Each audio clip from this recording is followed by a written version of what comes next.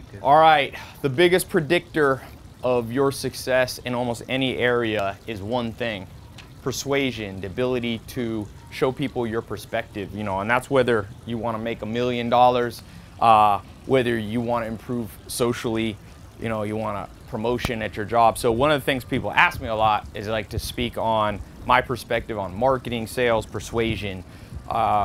So I thought I'd shoot it here in my house. A lot of people think this is a green screen, but it's just a very bright, sunny day in Hollywood. So the first thing that I always think about when it comes to $1 million marketing, $1 million persuasion, is these 25 cognitive biases.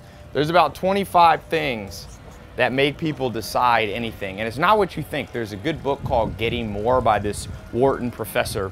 And he says something very interesting. So if you're trying, let's say you have an idea. You're an entrepreneur, you're gonna be an entrepreneur. You got a new product you wanna sell. You're the next Bill Gates, the next Mark Zuckerberg. Well, I always say, if a tree falls in the middle of the woods, you know that old cliche, if a tree falls in the middle of the woods, will anybody hear it? And I always say, who cares? Because if nobody hears and nobody knows about what you're doing, you can have the most brilliant idea and it will just die, you know, and that happens all the time.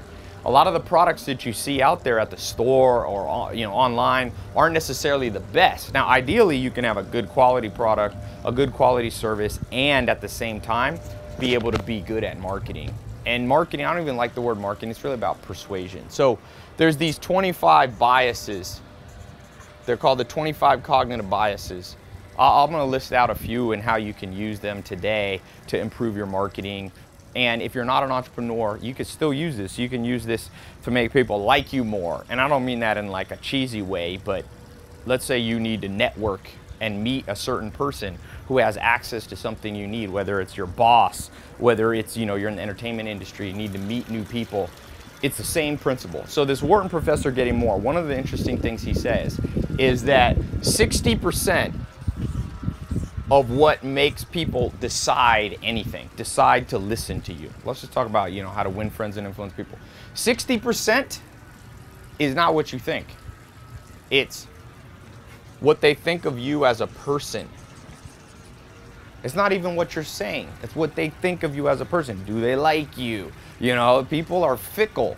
If they don't like sometimes I get people saying, oh, Ty, if you're, you know, this business dude, why aren't you dressed up super fancy for these talks? I'm like, well, if you don't like it, that's okay. You don't have to listen. I understand, though, that it's a person thing. It's the basis of all persuasion. That's why most big businesses, most awesome things are built around some figurehead. You know, you had a figurehead like Bill Gates, Steve Jobs for Apple, Zuckerberg. We all know these people's names and we associate. That, by the way, of the 25 scientifically proven cognitive biases, this is called the association bias, the liking bias. Now, what's the other 30%? Now remember, what I just said is pretty crazy about, if you think about it, what this Wharton professor found. By the way, his book, Getting More, and his class at Wharton is the most sought after business class in the world. So the beauty of the internet is right now, I'm showing you the same things you would learn if you got a, you know, MBA at the Harvard, Wharton, all that. So internet's pretty crazy what you can get for free these days. I don't know if I'm gonna have time to do all 25, but let me give you some of these now. And for those of you who want more, I'll show you how you can, I'm gonna do a talk on all these. If you wanna find out really in depth how to do this, I keep these videos a little bit short so that people don't, I know you got a lot to do. So the other 30% of what makes marketing and persuasion work, what makes you be able to influence people, win friends, the other 30% is the process you use. So like the order that you present things. This is the strategy part. And notice this, and I'm rounding the numbers. It's more like 57% or whatever. I'm just making it easy. 10% is what? This is crazy. That means if you have an idea for the next, you know, fitness pal, now the next fitness app, for the next supplement, for the next restaurant, hotel concept, for doing real estate deals, what you're selling is a minor part of what makes people decide. And this has implications. This is the stuff you don't learn in high school, and most parents, you know, our parents didn't know to teach us because they didn't know this ourselves. You got to learn this stuff. You want to make $1 million bucks? or maybe you don't care about money, you want to change the world, you know? You want to solve injustice, crime, poverty, homelessness, abuse. It all comes to your ability to persuade. And so if you're going in, see, most people do this completely opposite. They focus on the what they're selling. In fact, today a guy was texting me who wants me to invest in his app, and he's like, hey Ty, here's what my app's about, blah, blah, blah, blah, blah. But you know what? He hasn't sold me yet, because I'm an investor. People ask what I do. I'm an investor. He hasn't sold me yet on him as a person. He's got to do a better job. It's not just two of them. They got to do a better job showing me, if they want millions of bucks, they want me to invest money like that, I have to believe in them as a person. This is how our brain is set up. There's a professor I just interviewed named Joseph Ledoux, professor at NYU, and he talks about how we have these parts of our brain that are very primitive. So whenever you're selling and persuading people about your idea, whether it be investors or somebody you want to date, what do they think of you? What's the gut feeling they get? People operate on hunches, for good or bad. Now, the process with which so just think about this in like a dating context. What makes people want to go on a second date with you? Okay, number one is, are they attracted to you as a person?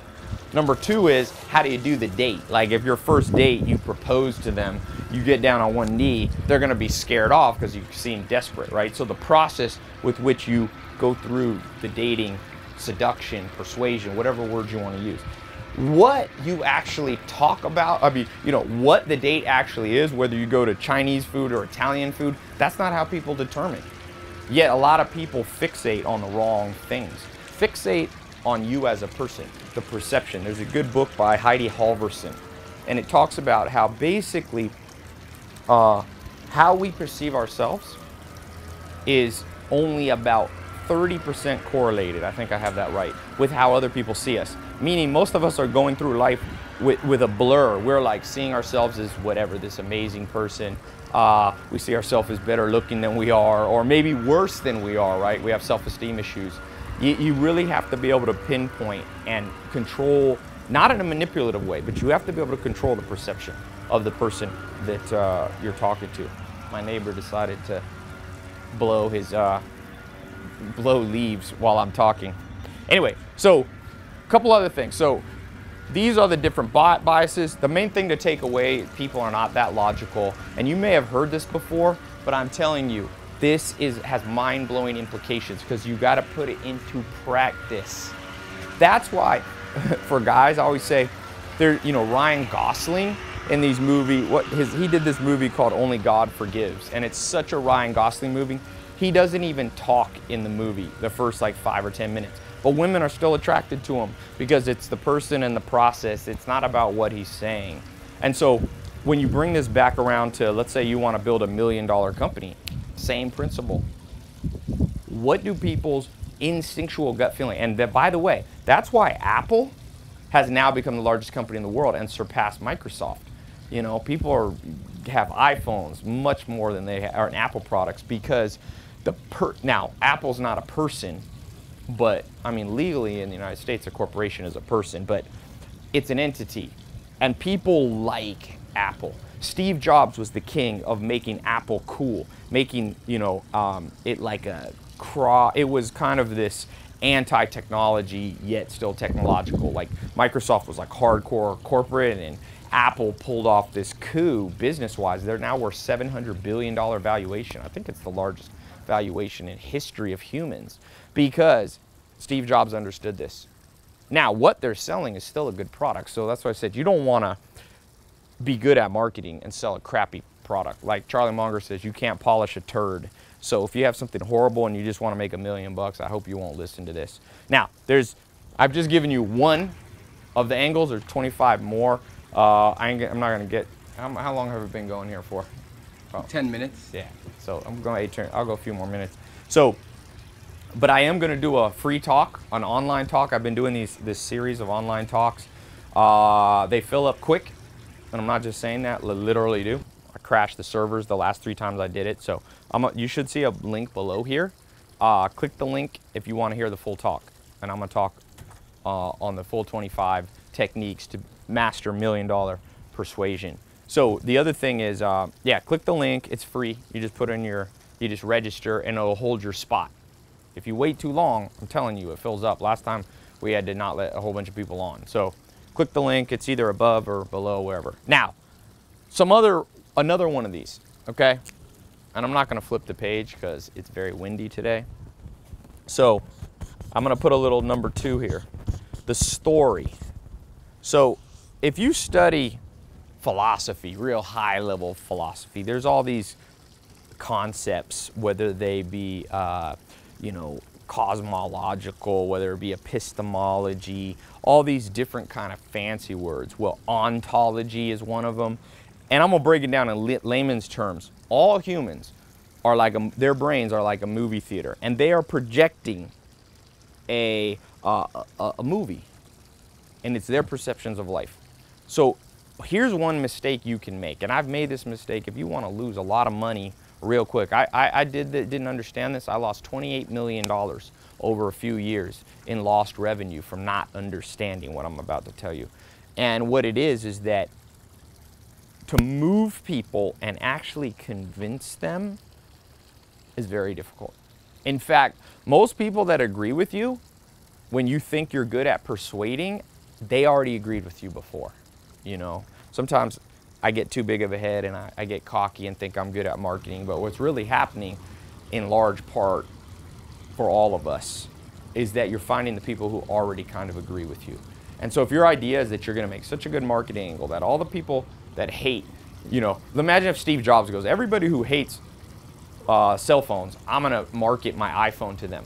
Forget it. You must market to the story that's already in people's head, especially if you want to get the low-hanging fruit and make money relatively quickly. Now, there is a time when there's a book written about this called Crossing the Chasm, where you'll cross over and you'll be able to reach what's called the pragmatists, the conservatives. You do that later. At the beginning, to make your first $1 million company, you want to find the people that the story, the movie that's already playing on the screen of their brain is already aligned with what you do. And then all you have to do is show them how it's aligned. So the concept of persuasion a lot of times is you take somebody who's over here and you show them why they should be over here. But what you want to do is take the person that's already here and doesn't realize you're right next to them. So you use a little persuasion to be like, hey man, we're already right here together.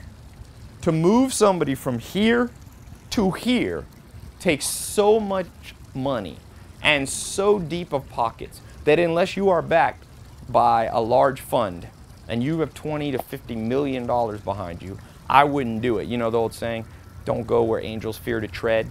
That's where angels fear to tread. That's where big companies fear to tread. By the way, the story, that's why brands are created, because brands create their own story and then they align people through the 25 cognitive biases into their story. So that's a more sophisticated way. I'll be talking about that in this talk. So click the link and if you want to get a little more sophisticated. But look, if you're watching this and I get people watching this at 18 years old, still teenagers, and they ask me, does this apply to me? I'm like, hell yeah. There is, all good advice applies pretty much at all age ranges. I don't believe in age-specific advice. I mean, if there was a Mack truck about to hit you and you were 60, wouldn't you want the same advice as when you're 6 years old? Get the hell out of the way. If you found out there was a treasure chest buried in the back of your house, would you want different advice when you're 18, when you're 80? No, you want to get it